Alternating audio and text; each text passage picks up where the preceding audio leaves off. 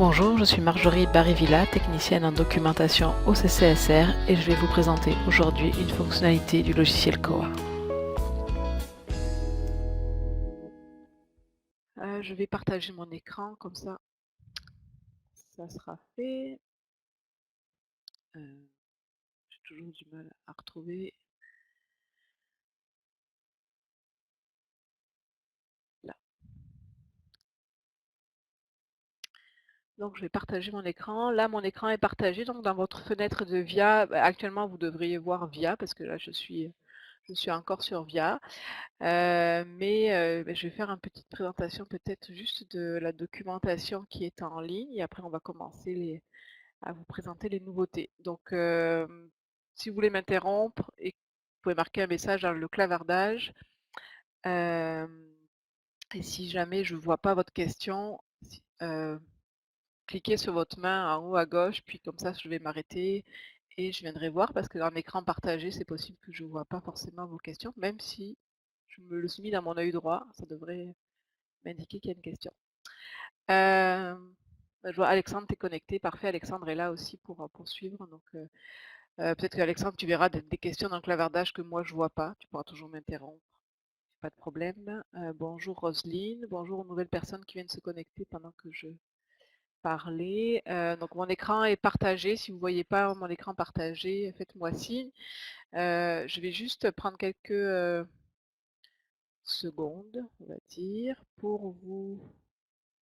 Hop, donc là, je suis sur... vous devriez voir le site de la communauté sur votre écran, dans votre écran partagé. Dans votre fenêtre de VIA plutôt, c'est moi qui partage mon écran. Donc pour la documentation de la version 16.11, j'ai un peu changé la façon de faire pour la documentation. J'espère que ce sera une bonne façon. Je ne sais pas, à chaque fois je teste des nouvelles choses pour que ce soit le plus simple pour vous. Donc vous avez maintenant, il y a un nouvel onglet ici qui s'appelle version, puis c'est les présentations des nouveautés pour chaque version qui sont passées, les dernières en tout cas, les plus importantes. Donc la version 16.11, donc c'est celle que vous avez ou que vous allez avoir incessamment sous peu dans les prochains jours pour ceux qui n'ont pas eu la migration hier.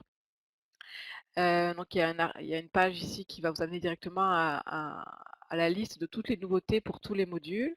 Cet article-là est aussi disponible quand vous êtes ici dans les articles récents. Donc c'est comme un carrousel. Donc là, cet article-là est comme mis en avant, donc il devrait apparaître toujours dans les premiers, même si je vais créer d'autres articles. Donc cet article vous présente toutes les nouveautés pour chaque module. Donc il y en a quand même toujours pas mal, même si bon, là on passe la version 16.05 et 16.11 sont intégrés dans la même version, vous avez la 16.11, mais évidemment vous avez les nouveautés de la version 16.05 de l'année dernière. Donc il y a deux versions par an, une au mois de mai, une au mois de novembre. Ça a toujours été comme ça avec Koha International. Nous on fait une seule migration par année. À la version la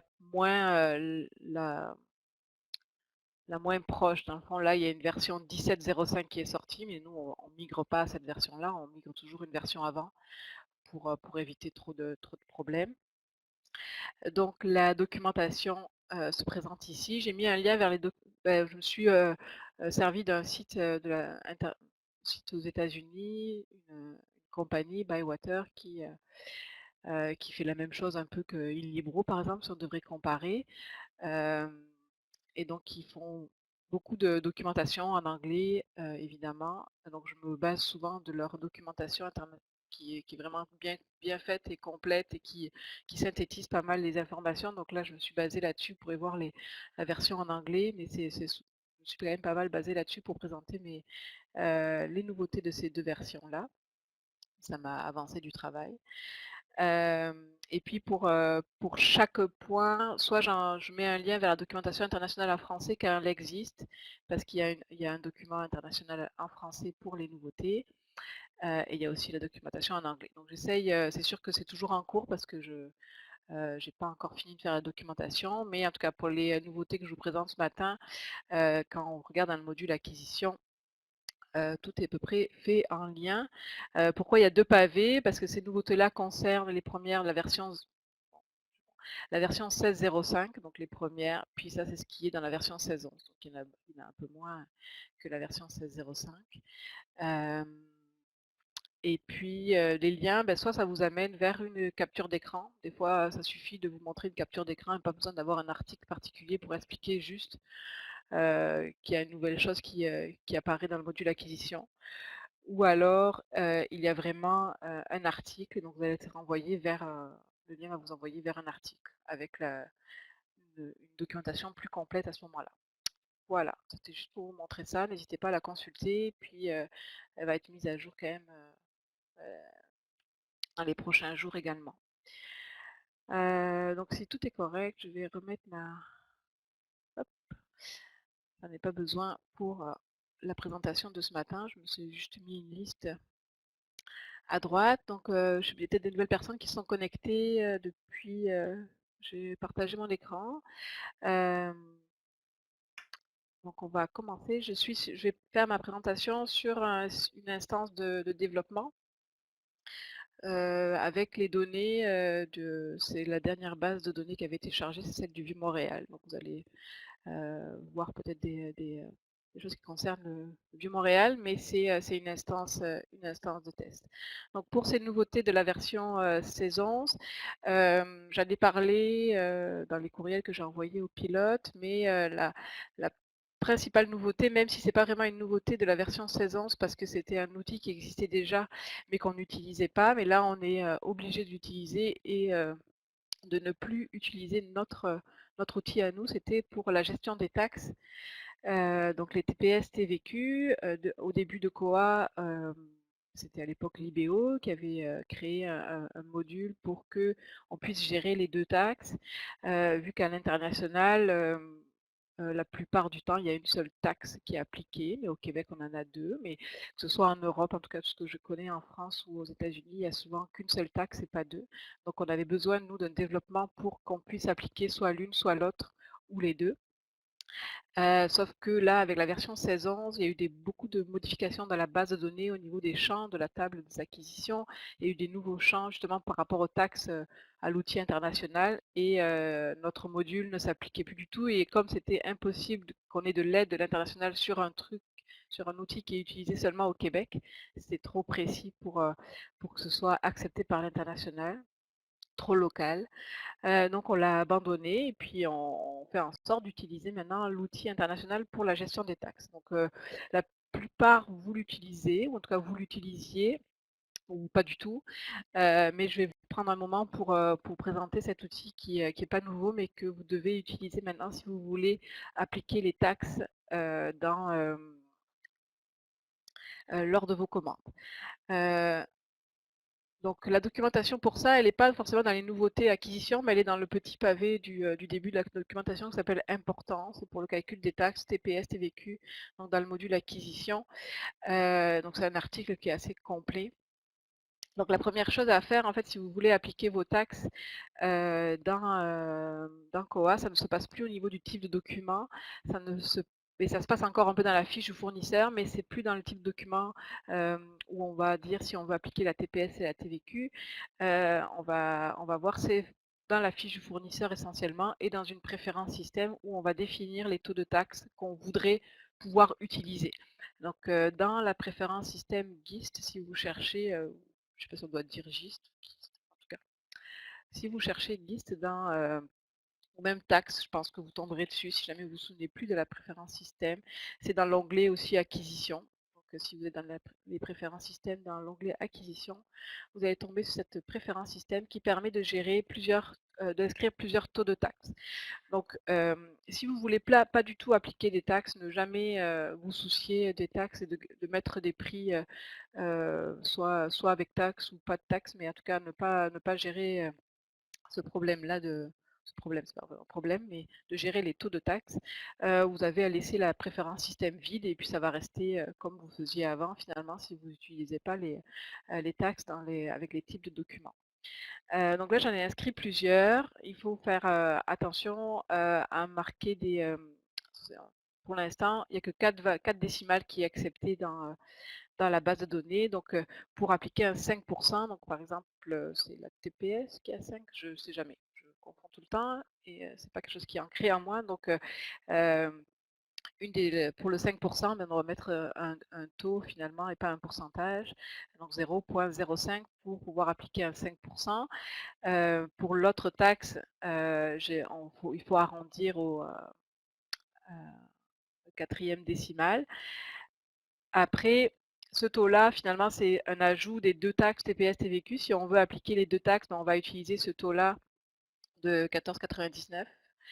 Et enfin, ce taux ici de 0,06, en fait, c'est Ariane, du Cégep du Montréal.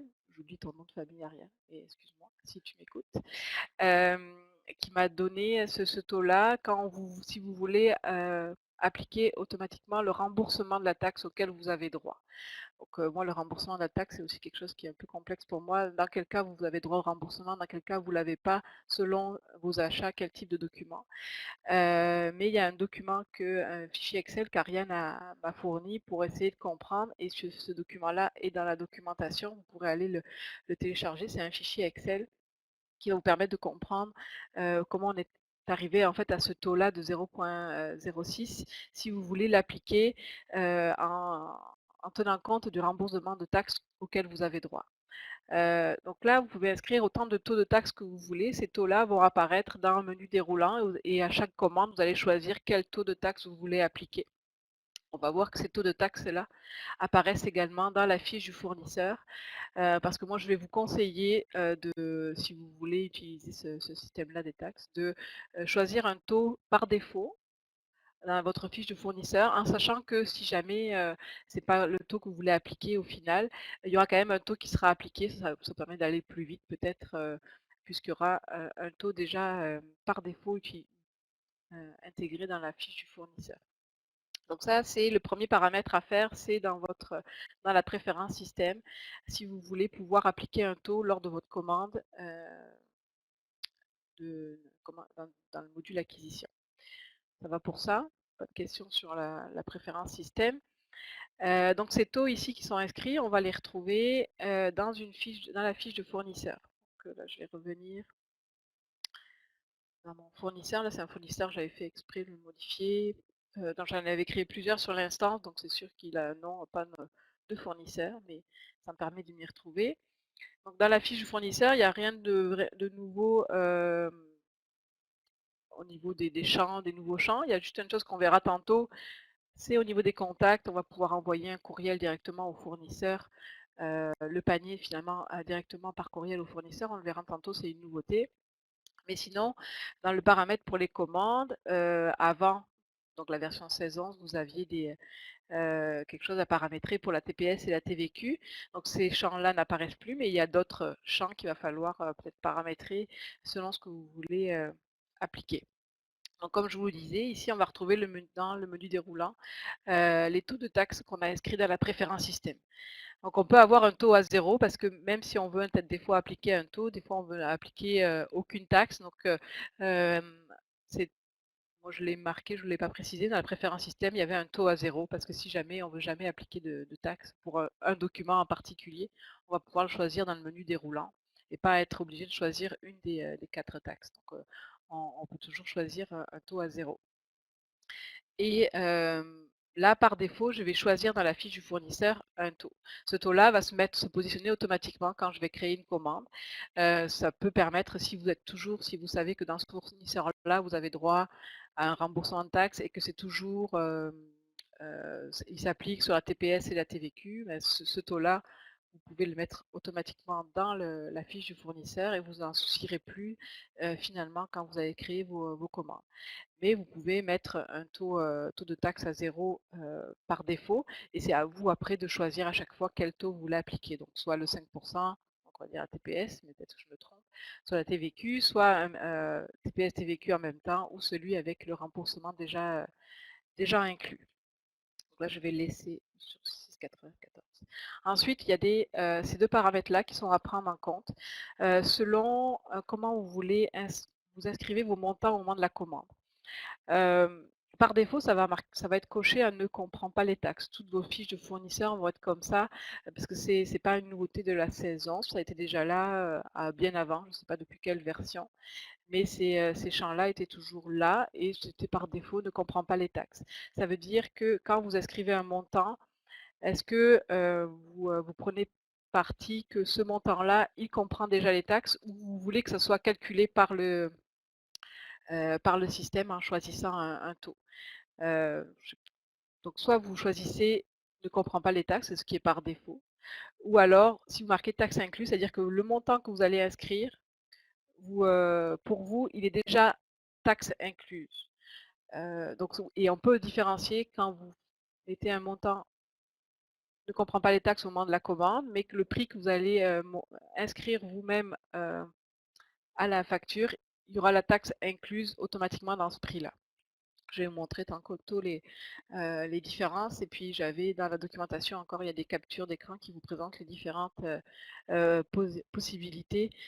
Si vous mettez, prix à la commande, ne comprend pas les taxes et taxes incluses, en prix facturé, c'est quoi la différence? Donc c'est à prendre en compte dans votre fiche de fournisseur, peut-être avant de passer vos premières commandes avec la version 16.11, de savoir, comment vous voulez, que les taxes soient calculées. Donc je vais rester là-dessus et on va aller, voir un panier que j'ai créé, ces jours-ci, avec plusieurs commandes et donc là, c'est vrai que si vous vous souvenez avant l'affichage, avec notre ancien module, il y avait des incongruités au niveau du prix total hors taxe, qui était affiché parce que tout n'était pas pris en compte, avec nos TPS, TVQ, en tout cas au niveau de l'affichage, c'était pris en compte dans le dans les budgets. Mais, là, on va avoir peut-être plus de détails, ça va être plus facile peut-être pour vous comprendre qu'est-ce qui est compris dans le prix que vous affichez, dans le tableau. Et si on affiche tous les détails, on peut voir. Donc là, par exemple, j'ai passé une commande. Là, il n'y a pas de taux qui a été appliqué, donc tout est à 0, donc c'est le même prix partout. Mais ici, une commande avec un 5% de taxes, donc on a le montant à combien ça équivaut sur sur le prix hors taxe, c'était 24,95, donc il y a 1,25 et ça, on a le total ici, taxes comprises. Donc au niveau de l'affichage, parce que je pense que vous allez y gagner par rapport à notre ancien module, parce que ça va être les montants vont être mieux affichés et vont comprendre les taxes que vous avez appliquées. Donc ici, il y a un taux de 5%, ici un taux différent. Donc on voit qu'on peut appliquer différents taux de taxes dans un même panier, même si j'ai mis un taux par défaut dans ma fiche de fournisseur. Donc au niveau de la commande, si je vais aller ajouter une notice, je vais partir d'une notice vide. Je vais marquer la date d'aujourd'hui. Donc là, le pavé d'exemplaires qui apparaît parce que moi, dans ma préférence système, c'est indiqué que je veux créer l'exemplaire au moment de la commande. Donc votre formulaire ici que vous aviez, il ne change pas si vous avez, activé cette préférence système pour créer l'exemplaire au niveau de la commande. La seule chose qui va changer, c'est au niveau le champ type d'exemplaire. Si vous vous souvenez, avant, il était dans le détail financier. C'est ce qui permettait de faire appliquer justement les taxes TPS, TVQ. C'est en choisissant le type de document que la taxe s'appliquait ou pas, selon ce qu'on avait paramétré.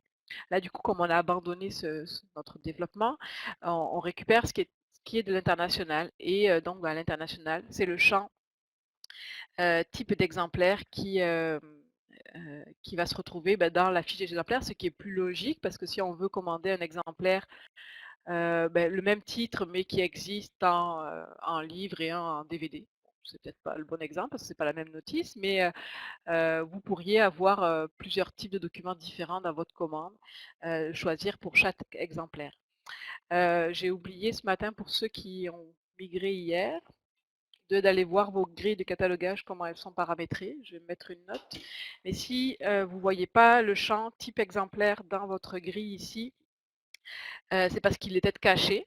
Normalement, non, je pense qu'il apparaîtrait automatiquement. Mais si jamais il n'apparaît pas ici et que vous voulez le voir apparaître, peut-être vous vouliez pas forcément le choisir au moment de la commande, mais pense que c'est mieux d'avoir un type d'exemplaire au moment de la commande également. Si vous ne le voyez pas, il faut le faire apparaître. Je vais me prendre une note, mais pour aller vérifier peut-être vos grilles, si jamais vous voyez pas trop où ça se gère, mais je vais aller vite fait vous montrer. Donc dans le fond, la grille qui apparaît ici, c'est soit la grille ACQ, donc acquisition, soit la grille par défaut. Si vous n'avez pas de grille ACQ, ça va être la grille par défaut qui va apparaître. Moi, je vous conseille d'avoir toujours une grille ACQ. Cette grille-là, donc la grille d'acquisition, en général, vous l'avez, ou à peu près tous. Cette grille-là, elle apparaît que dans cette zone-là, que vraiment dans le bordereau de la commande.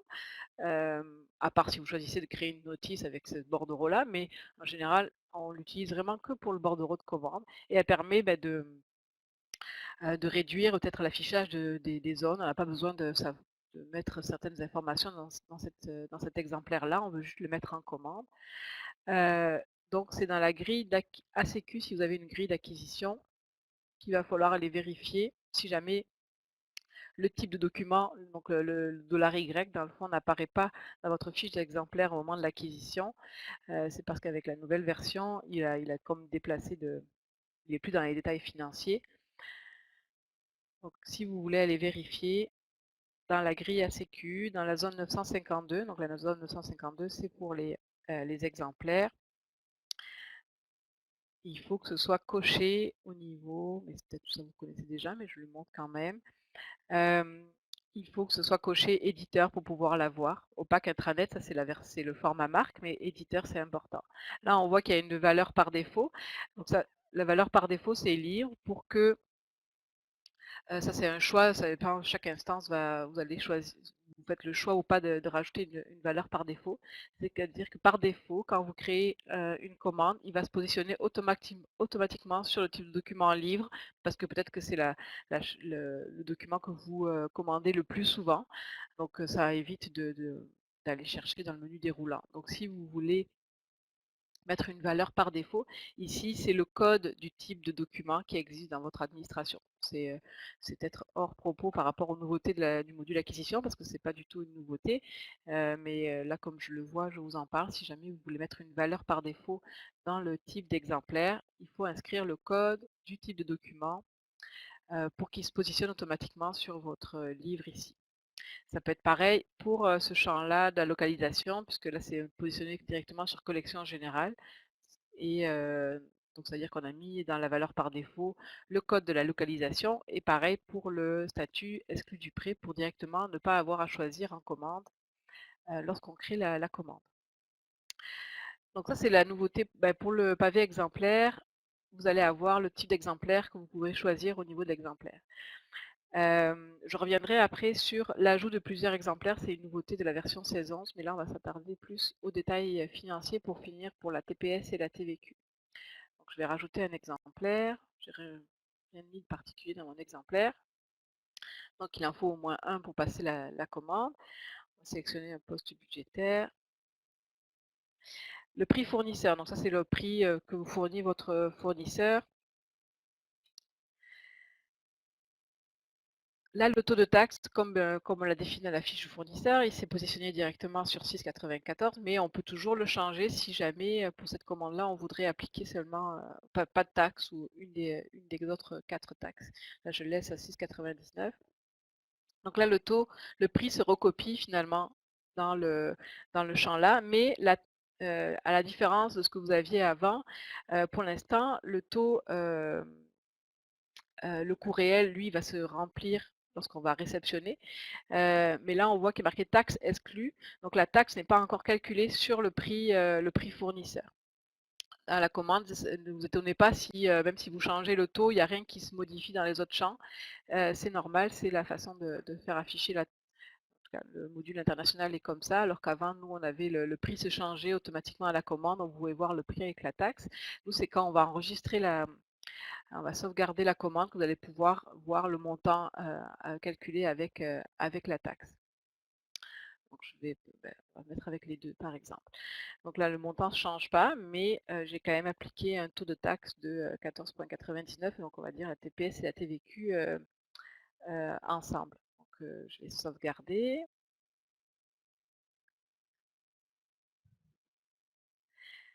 Et donc ma notice ici, test formation, on a le prix de remplacement hors taxe, donc ça c'est tout le prix que j'ai inscrit tantôt, avec un taux de 14,99 de pourcentage de taxe et le montant donc, qui va être appliqué, donc qui s'applique ici. En fait là il y a une ligne pour chaque, parce que là j'ai appliqué comme 4 taxes différentes, mais sinon si j'ai plusieurs documents qui sont avec la taxe de 14,99, je vais avoir le total. Il y en a juste un exemplaire, mais je pourrais en avoir 2 qui appliquent cette taxe-là. Donc j'ai le montant hors taxe et j'ai le montant qui va être appliqué avec la taxe ici. Et le montant total de taxe, le montant total sans la taxe. Donc ça va être, au moment de recevoir, ça va être ces 2 montants-là qui vont être ajoutés pour, pour la facturation. Si je fais afficher plus de détails, on peut voir donc le prix remplacement, le prix estimé, ça c'est tous les champs qui s'affichent. Donc avec le taxe comprise, donc j'ai mon 19,95 plus le 2,99. C'est sûr qu'il y a de l'arrondissement qui est fait pour les 2 décimales. Mais sinon le montant ici va être avec taxe comprise. Donc là aussi au niveau de la commande, c'est ça la nouveauté pour les taxes. Quand vous passez votre commande, appliquer ou pas un taux de taxe, ça c'est vous qui voyez si vous voulez les appliquer ou pas dans vos budgets. Même si c'est pas, on va dire, du vrai argent que vous avez d'un coop, puisque c'est souvent aux finances que le reste sera fait, la vraie facturation est faite dans vos services, mais ça peut vous donner, un aperçu, assez peut-être plus précis de l'argent qui est dépensé dans votre, budget. Donc là, on va dire que ma commande est terminée. Je vais aller fermer mon, panier. Je ne vais pas créer de bordereau pour ce panier-là. Et je vais aller directement le réceptionner. Je vais en créer une nouvelle. Pour l'instant, je ne mets pas de frais de livraison, mais on verra après qu'on va pouvoir ajouter des frais de livraison aussi et que les taxes vont quand même s'appliquer. Donc là, j'ai plusieurs commandes à réceptionner, mais celle que j'ai passée aujourd'hui, j'en ai fait plusieurs, hein. Je vais afficher seulement le panier de tantôt. Donc ici, ma commande avec le prix encore qui est inscrit sans taxe. Je vais réceptionner. Là, il n'y a rien de nouveau sur la réception.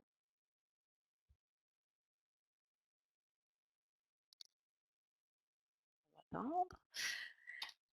Donc là, le même affichage que vous avez l'habitude de voir. Donc là, je vais recevoir, oui, cet exemplaire-là. Je ne le modifie pas.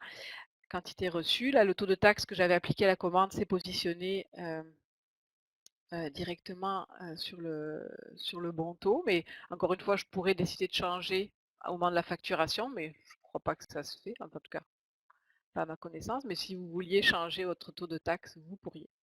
Donc là, je vais pas changer le coût réel, mais on va voir que vous pouvez changer effectivement le coût si au final, dans votre facture, votre fournisseur vous a mis un prix différent. Donc là, si je sauvegarde ma commande, donc là, je vais juste réceptionner l'exemplaire. Donc ma commande est réceptionnée, elle se passe directement dans le tableau déjà réceptionné avec le montant ici et le montant de la taxe ici, donc le total qui va être facturé, donc 22,94. Je vais réceptionner un autre. Là, je pense qu'il n'y avait pas de taxe appliquée. On peut aller en appliquer une. Là, c'est au niveau du coût réel. Donc, par exemple, le prix facturé finalement par le fournisseur est différent de ce qui était à la commande. Donc, vous pouvez le changer. Je vais porter votre attention sur l'affichage du numéro, en tout cas, oui, du nombre plutôt. C'est qu'il y a une virgule ici alors que, dans la plupart des nombres qui sont affichés dans notre tableau, ce sont des points.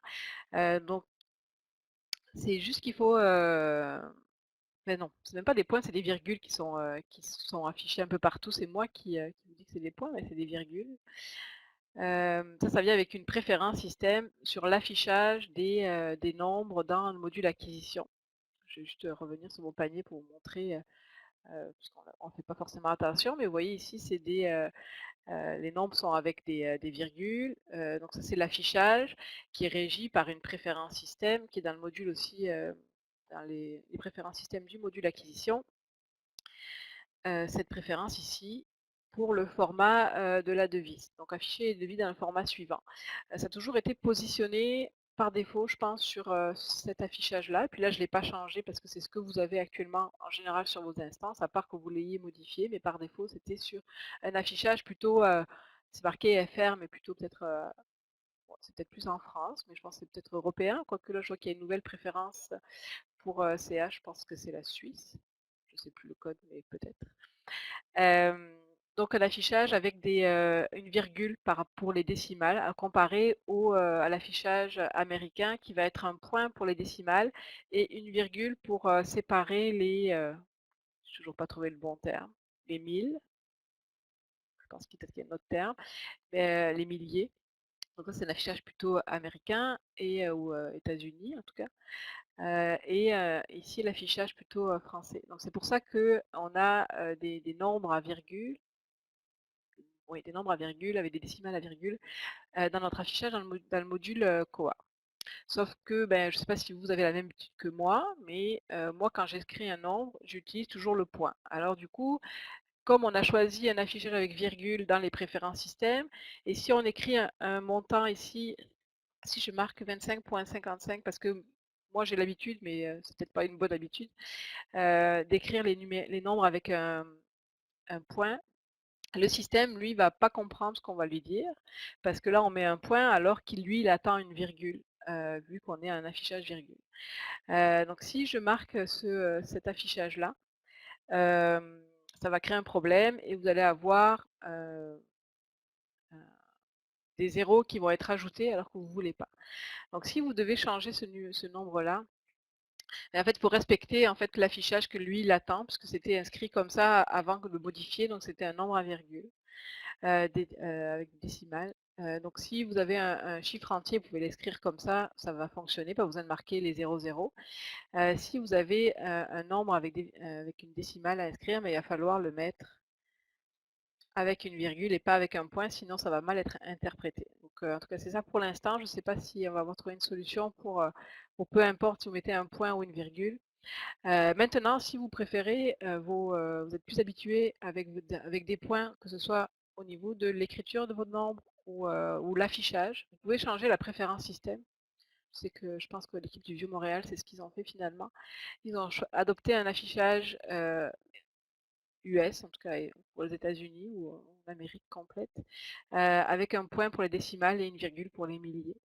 Donc ça, c'est une façon plus pour vous, je vais revenir ici, savoir comment vous voulez faire l'affichage dans le module acquisition. Ça concerne seulement le module acquisition. Mais c'est juste cette petite chose, si vous avez un format français au niveau de l'affichage, c'est-à-dire avec une virgule, ben, quand vous changez votre coût réel, si vous mettez un point, ça va être mal interprété, vous allez avoir des zéros qui vont être ajoutés, mais pas dans le bon sens. Dans le fond, ça va déplacer la décimale de 2 rangs. Donc ça pourrait marquer 2898 au lieu de 28,98. Si jamais ça vous arrive, vous annulez la réception et vous recommencez. Mais c'est quelque chose à prendre en compte. Le format attendu, c'est un numéro avec virgule. Bon, je ne voulais pas passer trop de temps là-dessus, mais je vais peut-être avoir vous allez peut-être vous en rendre compte vous-même quand vous allez faire des réceptions si vous avez un montant qui est comme multiplié par 100 au niveau de montant facturé. Donc, c'est ça pour la réception. Donc là, mon taux a été changé puisque j'ai choisi de faire, là il y avait 0% à la commande, puis finalement à la réception j'ai décidé d'appliquer un 5%. Donc le montant s'est appliqué sur le 28,98 puisque j'ai changé c'est le coût réel va être 28,98 avec la taxe. Si je vais à la page de finir la réception, je vais juste, avant de mettre des frais de livraison, je voulais vous montrer au niveau des postes budgétaires. Donc là,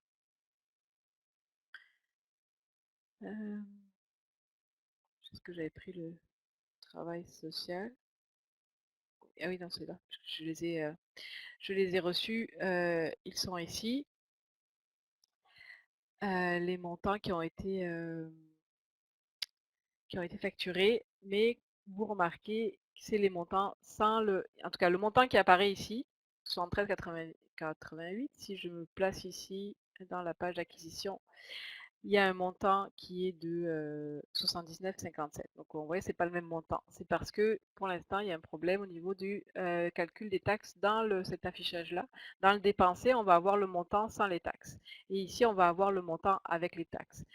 Pas de frayeur à avoir. C'est ce montant-là qui va être imputé de vos budgets, de postes budgétaires. Si je regarde dans mes postes budgétaires, pour ce poste budgétaire-là, donc là, c'est d'avoir fait la réception, ben ça s'est déplacé dans le montant, dans les dépensés. J'ai toujours un peu de lenteur pour faire afficher ce module-là. Donc c'est 79,57 qui a été facturé et maintenant le montant disponible pour ce poste budgétaire-là, c'est bien le montant avec les taxes. C'est sûr que ça peut prêter à confusion quand on regarde ici. Et ça ici, c'est le montant de tantôt sans les taxes. Donc bon, c'est quelque chose qui va être corrigé, j'espère. Mais pour l'instant, quand vous regardez dans le tableau dépensé, vous avez seulement le montant sans les taxes. Quand vous regardez ici, vous avez vraiment le montant qui a été facturé dans vos postes budgétaires. Ça va, je continue. Donc là, je reviens sur ma facture. Là, j'ai fini. On a ici le montant avec les taxes. Tout est beau. Mais bon, là, les frais de transport, il n'y en a pas encore. Donc le montant est le même. Donc si vous voulez rajouter des frais de livraison, ça, c'est pas quelque chose de nouveau. Mais alors, ça aussi, c'est assez pénible. J'essaie de devoir trouver le bon. Ah, je sais, ils ne devraient pas apparaître tous. Là, c'est autant les postes budgétaires fermés et actifs qui apparaissent ici. J'espère que j'ai choisi le bon.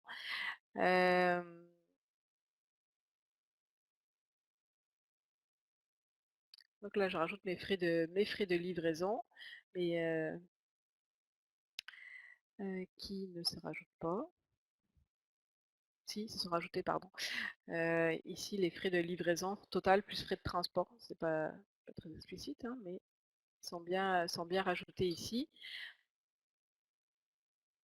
Mais ce que je voulais vous montrer, je vais rafraîchir ma page. Vous voyez, ils apparaissent. J'ai beau rafraîchir, les frais de livraison n'apparaissent pas encore dans le. Ah mais oui, mais je sais pourquoi. Ouais, ça va pas être facile. C'est parce que moi, comme mes postes budgétaires apparaissent tous sur le. Oh, je pense que c'est pour ça. Je suis désolée. Je vais essayer de. Non, c'est vraiment pas pratique. Je sais pas si c'était comme ça la version 3.22. J'ai jamais regardé dans les frais de.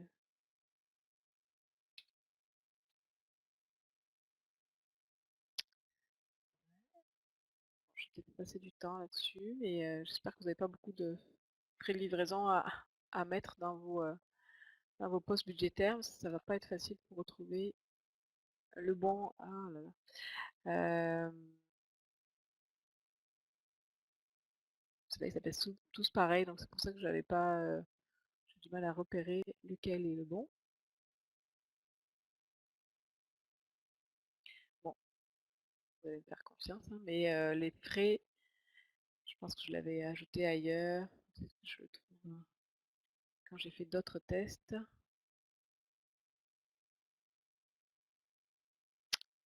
Désolée, j'arriverai pas, je voulais faire ça assez vite, mais heu, essayer un autre.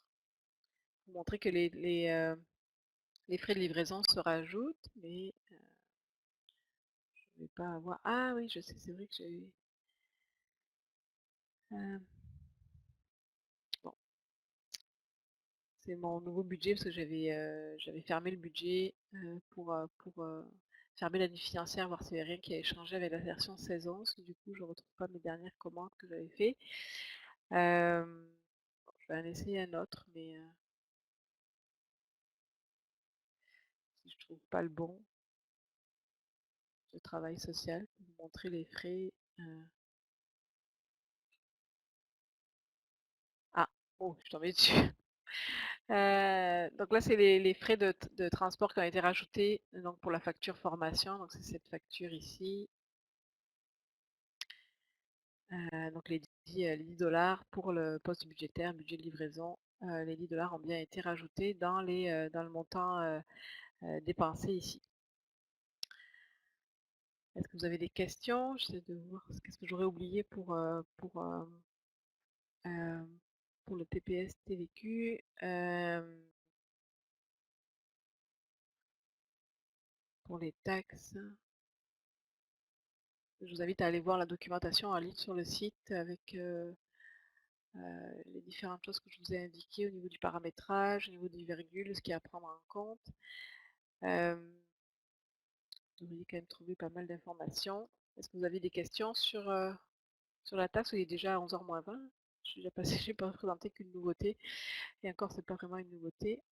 Donc si vous n'avez pas de questions sur ça, peut-être vous en aurez après quand vous allez faire votre première commande. Puis si vous voyez quelque chose qui n'est pas correct ou qui ne fonctionne pas bien, vous me contactez bien évidemment pour ça. C'est bon, je continue peut-être sur les nouveautés pour avancer un peu. Puis je pourrais revenir sur des questions plus loin sur la TPS et la TVQ si d'autres questions vous viennent. Donc sinon, au niveau vraiment des nouveautés de la version 16.05 pour le module et 16.11 pour le module acquisition, c'est des petites choses des fois, c'est pas des grandes nouveautés, mais quoiqu'il y en a une qui peut-être va vous intéresser vraiment. Je vais revenir dans mon fournisseur, on retrouve ici. Euh, Ajoute au panier. Quand vous faites une recherche, donc on va rajouter une notice, une commande à partir d'une notice existante. Je vais prendre mon vieux Harry Potter. Ce qui a été changé, c'est dans le tableau des résultats, finalement, vous aviez avant la possibilité de voir la notice en format marque.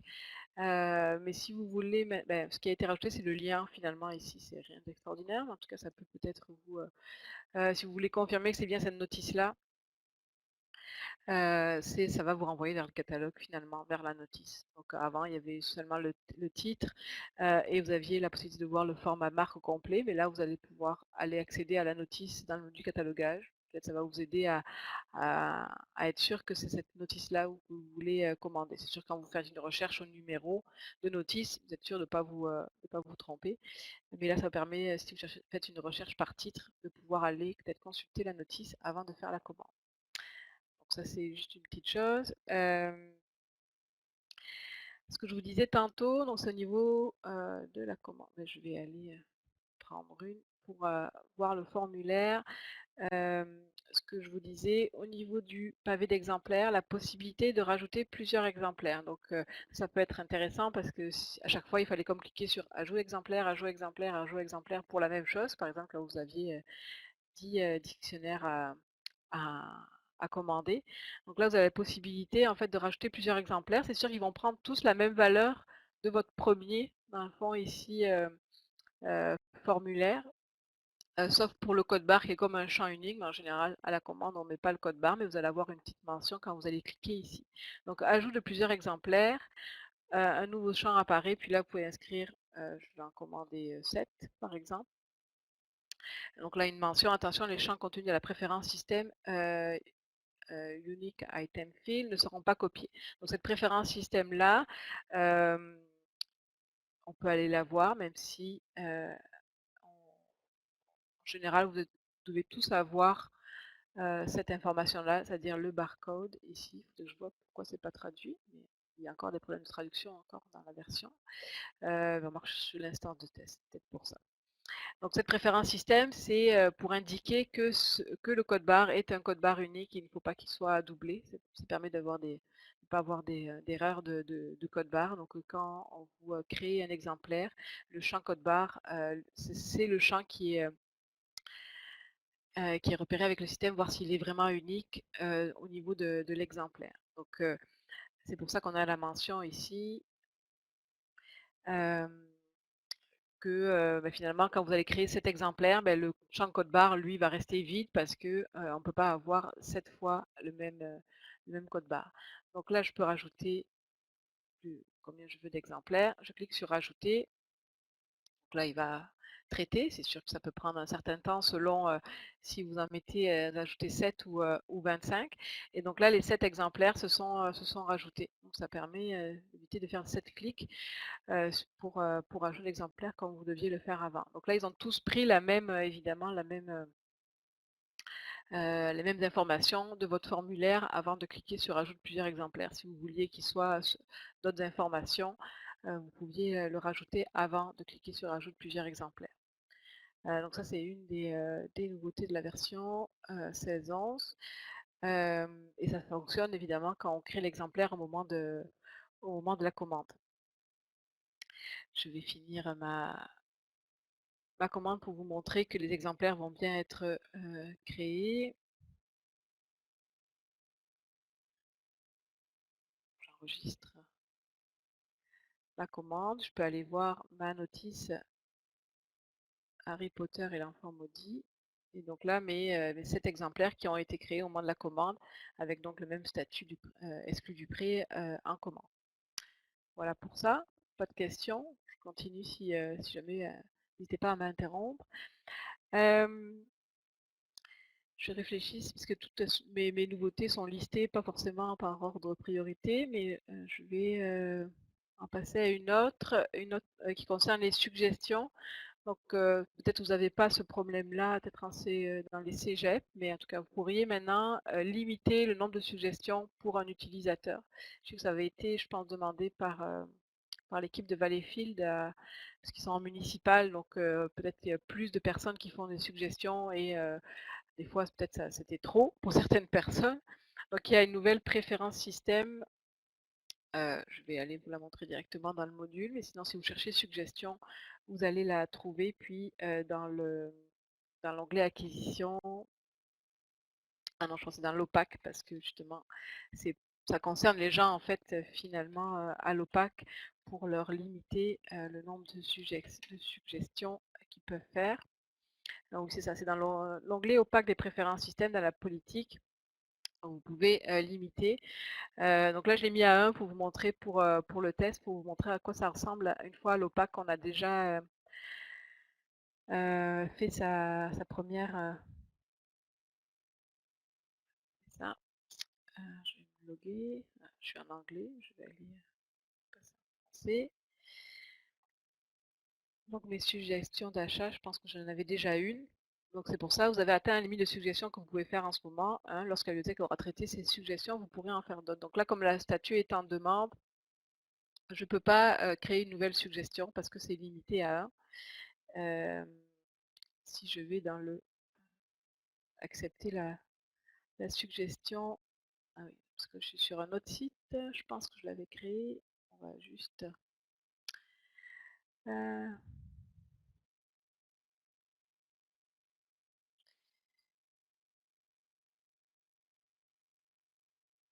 bon, alors je ne trouve plus ma suggestion. J'ai le doute maintenant.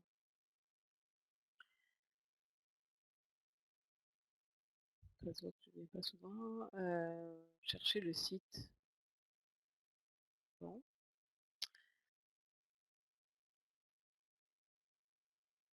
Ah, c'est peut-être ça.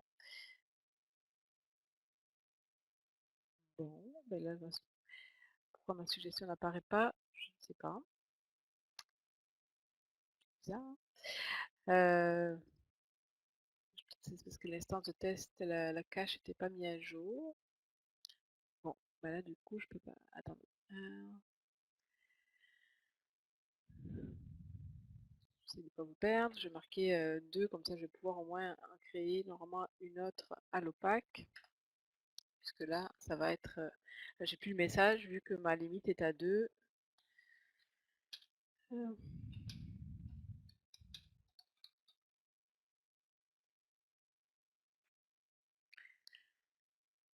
Donc là maintenant j'ai de nouveau le message parce que j'en ai créé 2, même s'il y en a une que je ne vois pas, mais c'est peut-être juste une histoire de mise à jour. Donc là la suggestion est en attente. Si la personne, si on accepte la suggestion,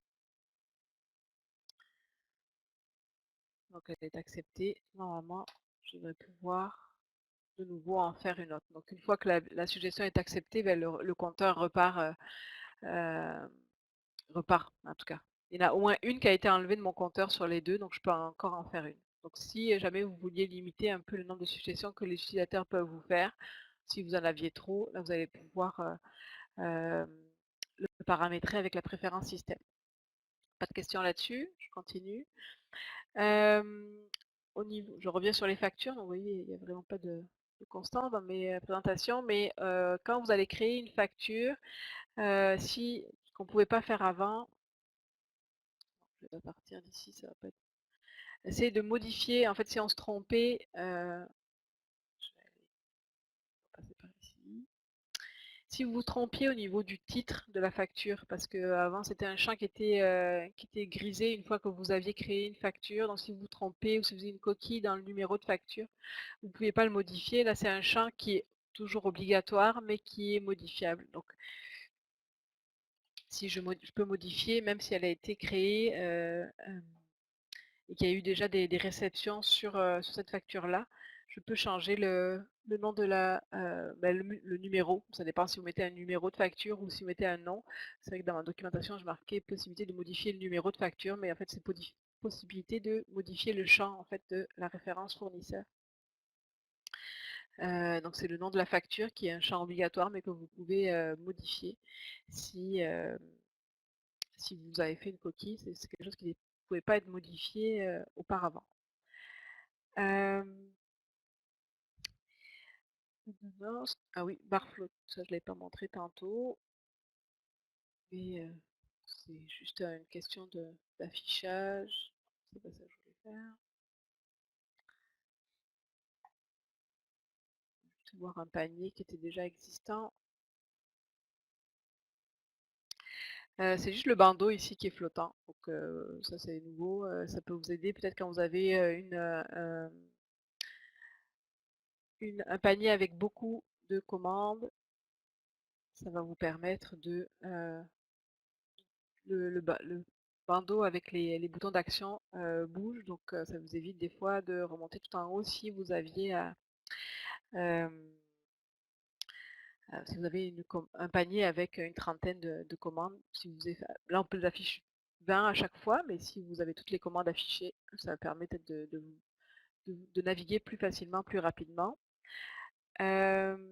Puis une autre chose aussi, maintenant que je suis dans un panier, ici il y a un nouveau bouton qui a été ajouté, courriel de commande. Je n'étais pas très heureux peut-être comme traduction, mais ça veut dire que vous allez pouvoir envoyer votre panier de commande directement par courriel.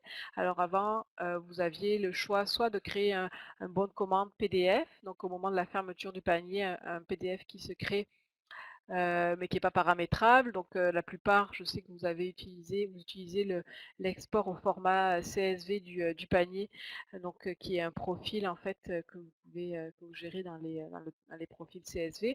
Donc c'est un fichier que vous enregistrez sur votre ordinateur, puis après avec du publi postage avec un document Word, vous créez votre bon de commande que vous envoyez peut-être après par courriel directement au fournisseur. Maintenant, si vous le souhaitez, vous pouvez envoyer directement un courriel à votre fournisseur. Donc c'est ce que je vous disais tantôt, dans la fiche du fournisseur, il y a un champ qui a été rajouté.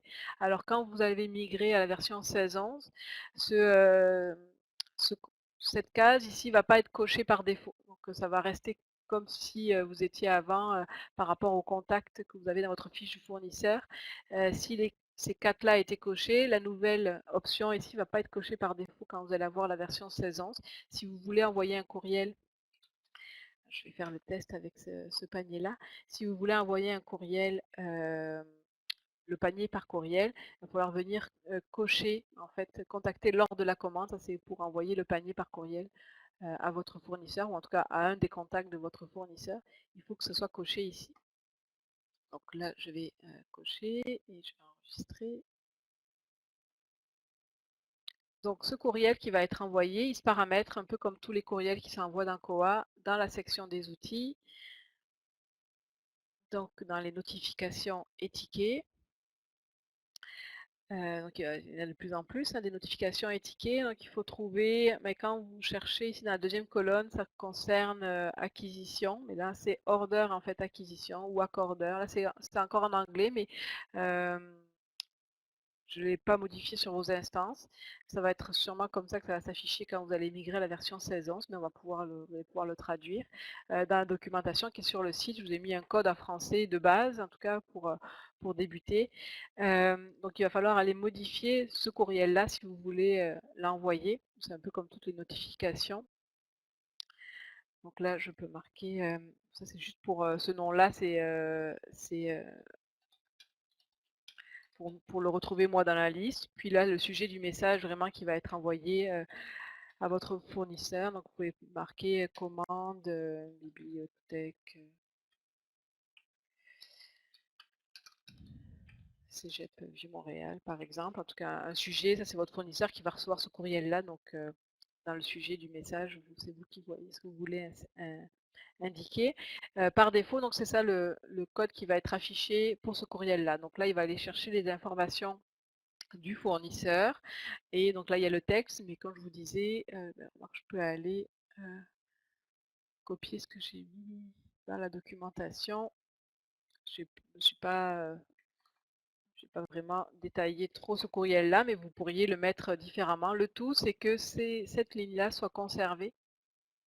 Après, le texte qui est autour, vous pouvez mettre ce que vous voulez comme texte à votre fournisseur. Mais il faut que pour avoir les informations de la commande, il faut que ces balises-là existent.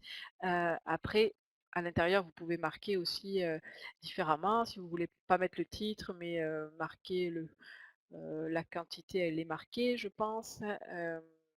Si vous voulez rajouter autre chose, je ne sais pas quoi. Mais en tout cas, c'est entre ces deux balises-là.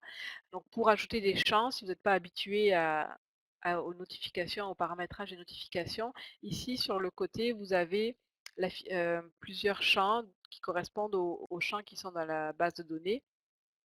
Donc ici, tout ce qui concerne les branch, donc c'est tout ce qui est les sites. Bookseller, donc ça c'est toutes les informations qui sont dans les fiches de fournisseurs. Donc si vous voulez, là il y a le nom du fournisseur, l'adresse, les 4 lignes d'adresse, le téléphone. Mais si vous vouliez rajouter par exemple le code postal, ou je cherche voir qu'est-ce qui serait pertinent. Pas grand-chose. L'adresse courriel par exemple, là je vais sélectionner, mais c'est sûr qu'il faut connaître un peu, c'est forcément en anglais, ça ne peut pas être traduit, c'est les champs de la base de données. Mais c'est ce qu'on retrouve dans votre fiche de fournisseur. Donc si vous vouliez mettre le courriel dans le contact ici, je sélectionne, je clique sur insérer et il va se rajouter directement dans mon courriel. Donc si dans la fiche de fournisseur, l'adresse courriel est remplie, il va s'inscrire dans le courriel ici. Donc ça, on est dans la table des fournisseurs. Hop, là, c'est tout ce qui basket, c'est tout ce qui concerne le panier. Donc toutes les informations qui sont dans le panier, si vous vouliez l'insérer dans le courriel. Order, c'est tout ce qui concerne les commandes. Donc là, on voit par exemple là le numéro de la commande qui va être inscrit, la quantité au moment de la commande, le prix. Là, c'est la table des biblios, donc c'est le titre. Donc c'est tout ce qui peut être ajouté. S'il y a une information que vous ne trouvez pas dans cette liste-là, on peut toujours me demander, voir si c'est possible de le rajouter comme information dans le courriel que vous envoyez au fournisseur. Donc une fois que vous avez paramétré votre courriel, on va sauvegarder. Et donc là maintenant vous allez pouvoir envoyer donc les paniers de commandes à votre fournisseur. Ce qu'il faut prendre en considération, c'est que là mon panier est ouvert, le bouton apparaît, autant que ce soit pour l'exporter en format CSV que par courriel. Je ne sais pas pourquoi, mais quand on ferme le panier, là je vais juste oui fermer, je ne veux pas de PDF. Je vais revenir sur mon... je pense que c'est celui-là, j'ai un doute, en tout cas c'est pas grave. Donc là, j'ai le bouton pour réouvrir, mais j'ai pas le bouton pour envoyer. Donc si, je sais pas pourquoi ça a été fait comme ça, mais si vous voulez l'envoyer par courriel, il faut que le panier soit ouvert. Donc vous pouvez envoyer courriel, puis fermer le panier après. L'export au CSV apparaît dans les deux cas, mais pas le courriel de commande. C'est quelque chose qui va être corrigé dans une version ultérieure. Et si vous voulez envoyer par courriel, il faut donc laisser le panier ouvert le temps d'envoyer le courriel, après vous fermez le panier. Donc je clique sur courriel de commande. En même temps, je vais ouvrir ma boîte courriel pour vous montrer. Attendez.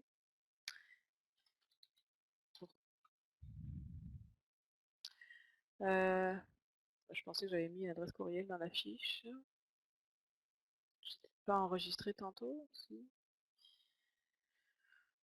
Bon, intéressant. Ça marche jamais quand on veut le faire. Je suis pas dans le bon fournisseur. On va le refaire. Courriel, comment. Bon. On va essayer un autre fournisseur. Parce que je sais que je l'ai testé. Je vais en même temps ouvrir ma boîte courriel. C'est peut-être encore une histoire de cache sur l'instance de développement. C'est pas mis à jour tout le temps. Donc là, j'ai bien mon courriel ici. Ça reçoit les commandes. Je vais quand même vous montrer que ça fonctionne. Ouvrir le panier donc pour voir le bouton de courriel de commande. J'espère que ça marche. Ah oui, le courriel de commande a été envoyé au fournisseur. Donc quand il n'y a pas de problème dans votre fiche, ça arrive. Là, je vais juste voir si je l'ai reçu dans mes courriels ou pas encore. Je vais attendre un petit peu. Ah, il vient de rentrer. Donc ça, c'est le courriel qui a été envoyé à mon fournisseur, donc à moi-même. Hein. Numéro de commande, ça c'est j'avais juste un document dans le panier. Je m'en souviens pas, mais est-ce que c'est celui-là? Hmm. Bon. Numéro de commande, mais je ne vois pas les quatre. Ok, bon. Pas terrible mon affaire. Le courriel s'envoie bien. Il faut juste après trouver le bon paramétrage pour que tout s'indique dans le panier. Parce que là, il y a juste une commande qui apparaît, mais il y a sûrement un paramètre que j'ai oublié dans le courriel. Mais peut-être qu'en mettant de l'anglais au français, j'ai enlevé quelque chose de bien important. Je vais vérifier ça. Mais sinon, le courriel s'envoie, ce qui est déjà une bonne chose, en tout cas, pour les tests. Je vais le fermer ma boîte courriel. Donc le courriel s'envoie et il doit contenir toutes les commandes et pas seulement un titre, sinon ça ne sert à rien. Vous pourriez comme le tester peut-être avant pour être sûr de l'affichage de votre courriel, comment il s'affiche. Bon, sinon vous continuez à le faire comme vous faisiez avant avec l'export en format CSV ou en PDF. Mais la nouvelle fonctionnalité, c'est le courriel de commande. Voilà pour ça. Est-ce que vous avez des questions là-dessus? Je vais revenir. Il est 11h04, il me resterait une chose à vous parler au niveau des nouveautés. Je ne sais pas si c'est quelque chose que vous faites dans les cégeps, mais j'ai essayé de trouver des exemples dans ma documentation. J'ai créé un article pour ça, c'est les commandes permanentes, ou alors peut-être que commandes ouvertes, je ne sais pas comment si vous l'utilisez ou si vous en aviez besoin. Mais quand vous allez créer un panier, vous allez avoir une nouvelle option à cocher si vous voulez l'utiliser. Donc l'interface d'ajout de panier est quand même pas pareil ce que vous aviez avant. Mais au niveau des commandes permanentes, vous avez une option ici que vous pouvez cocher. Donc les commandes permanentes ne seront pas fermées après réception. Ce que ça fait en fait, c'est que vous peut-être que c'est utile quand vous pour les abonnements aux bases de données, parce que c'est des commandes qui reviennent chaque année. Est-ce que attends, j'ai vu ta question, Lise. Est-ce que pour les je vais lire la question de Lise, je ne sais pas si vous la voyez toute. Est-ce que pour les abonnements, ça fonctionne comme l'ancienne version? Pour les abonnements des périodiques, il y avait rien de nouveau, ce que j'ai vu dans les versions pour les commandes des abonnements à partir du module d'acquisition, donc faire des commandes d'abonnement de périodiques à partir du module d'acquisition. Je l'ai pas testé. En tout cas, il n'y avait rien de nouveau et donc il n'y a pas de problème à les créer, mais peut-être qu'est-ce qu'il y aurait de nouveau? Je sais qu'on voit le fournisseur apparemment quand on commande à partir de l'abonnement. Attends, je veux juste voir, quelque chose.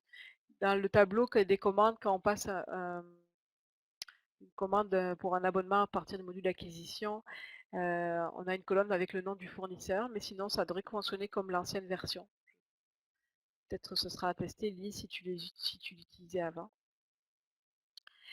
Mais pour les commandes permanentes, je ne sais pas si vous pourriez l'utiliser dans le cas des abonnements aux ressources électroniques, puisqu'il n'y a pas d'exemple. Ben, c'est des commandes qui sont ouvertes, c'est-à-dire que vous faites chaque année. Là, ce que vous faisiez sûrement, c'était ouvrir un panier, puis devoir fermer le panier pour recevoir votre commande.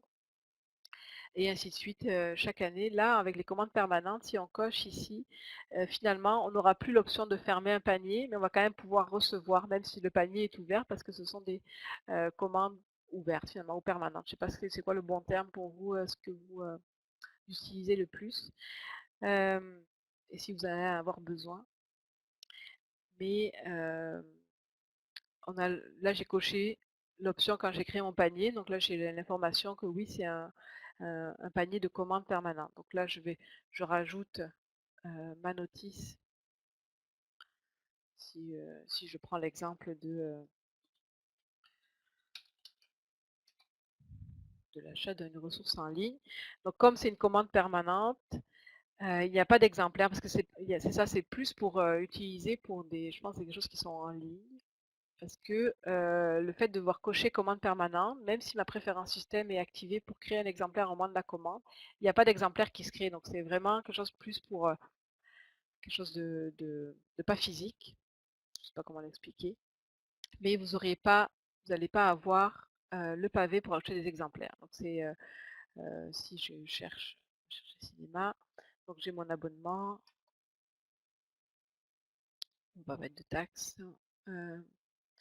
C'est pas un abonnement, ça c'est une commande, mais c'est différent d'un abonnement à un périodique, c'est différent d'une commande d'un exemplaire physique, c'est un panier de commandes permanentes.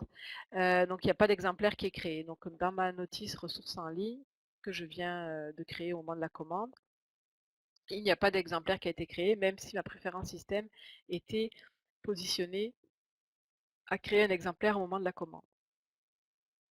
Donc là, ma commande est faite, mais vous voyez, je n'ai pas l'option pour fermer le panier, puisque c'est commande ouverte. Maintenant, si je vais dans mon fournisseur, je vais quand même pouvoir réceptionner cette commande-là.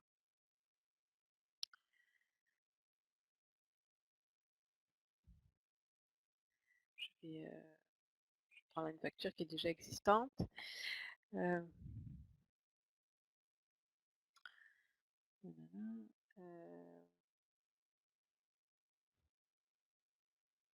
je réfléchis, comment je l'ai appelée maintenant, je ne me souviens plus.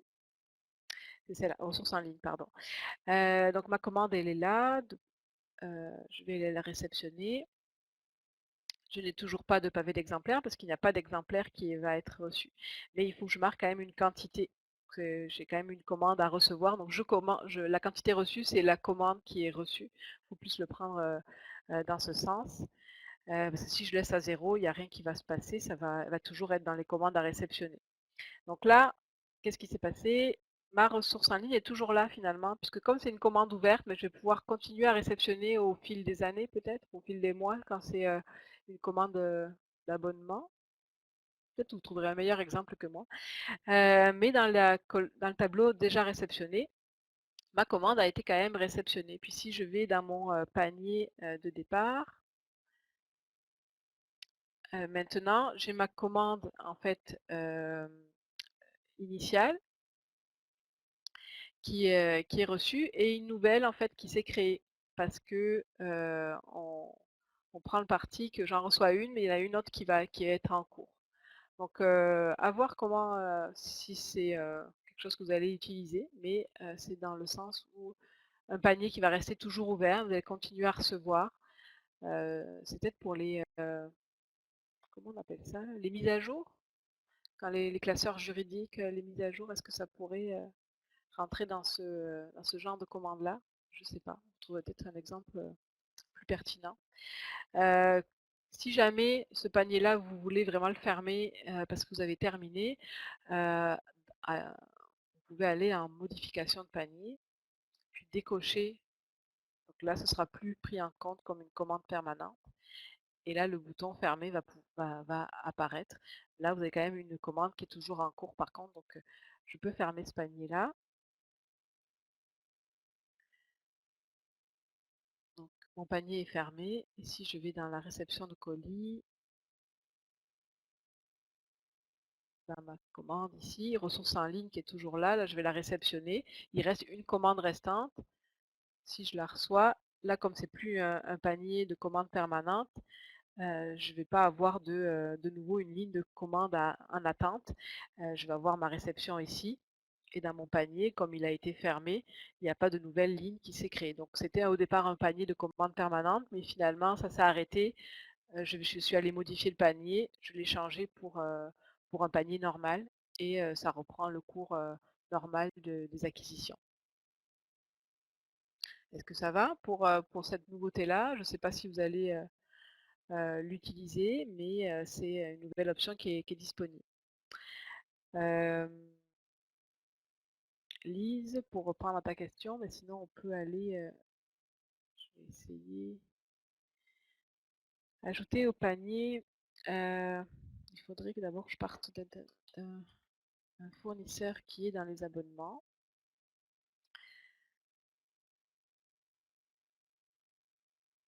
Je vais réouvrir ce panier-là pour ajouter au niveau des abonnements. Ouais, je vais voir si j'en trouve un.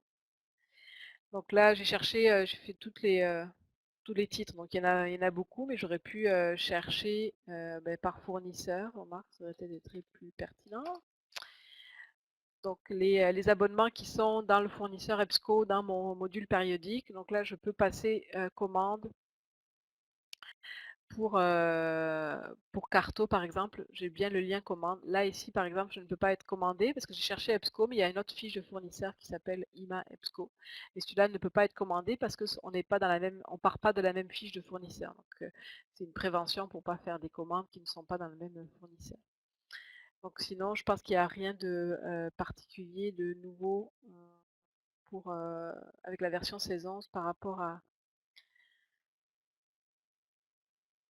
euh, par rapport aux commandes d'abonnement. Je ne sais pas si Lise avait une question en particulier sur cette façon de faire, donc commander pour un abonnement. Donc là, j'ai commandé bon, dans un panier qui était avec autre chose, mais c'est l'abonnement Carto qui a été fait, la commande qui a été faite sur cet abonnement-là. Je ne sais pas, Lise, si tu avais une question en plus. Est-ce que- euh, pardon, c'était juste pour voir s'il y a quelqu'un qui avait levé la main. Euh,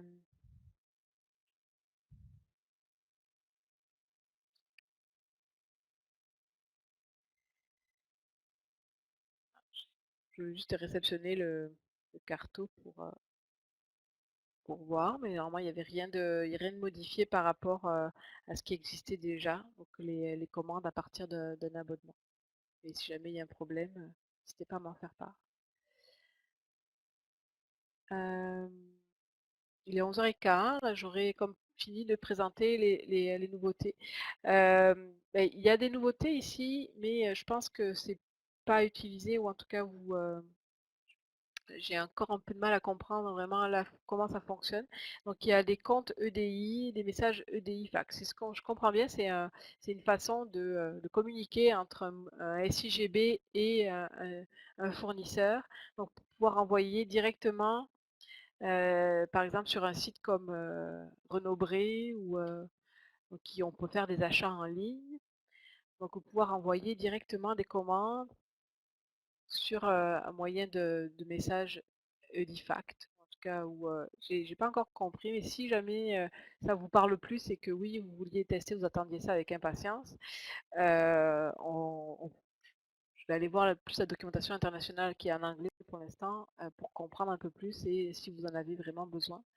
Euh, mais ce que je comprends, c'est que c'est peu utilisé ici, mais plus en Europe.